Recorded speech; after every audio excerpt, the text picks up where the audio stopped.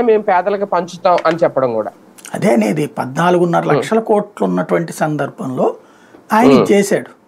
ప్రతిసారి ఎలక్షన్స్ ముందు భారీ హామీలు ఇవ్వటం, ఎలక్షన్స్ అయిపోయి అధికారంలోకి వచ్చారంటే అధికారంలో రాకపోతే ఏం నష్టమే లేదు, అధికారంలోకి వచ్చిన తర్వాత ఏమో ఈ ముక్క చెప్పడం, డబ్బులు లేవు, పాతోడు అప్పులు చేశాడు, పాతోడు నాశనం చేశాడని చెప్పడం ఆయనకి ఫస్ట్ నుంచి అలవాటు. దాన్ని నమ్ముతూనే ఉన్నారు ప్రజలు.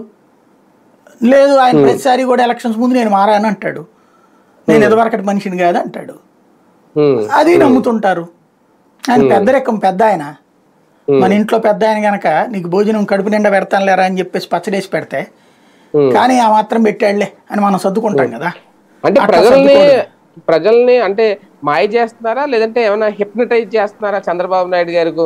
అసలు ఆయన నొక్కిన బట్టల కంటే ఈ 4,000 ఎక్కువ అని చెప్పడం. ఇక్కడ బేసిక్గా పబ్లిక్లో మనకి అవేర్నెస్ లేదు అనే కంటే కూడా పబ్లిక్కి తెలిసి సర్దుకుపోవడం అలవాటు అయిపోయింది ఆంధ్ర జనానికి. ఇప్పుడు ఇదివరకు డ్వాక్రా రుణమాఫీ, సంపూర్ణ రైతు రుణమాఫీ ఇవి జరిగినాయా లేదా? ఈ స్టూడెంట్స్కి బస్సు ఫ్రీ ఎప్పటి నుంచినో చెప్పారు. సంపూర్ణ రుణమాఫీ జరగలేదు, డ్వాక్రా రుణమాఫీ అసలు జరగలేదు.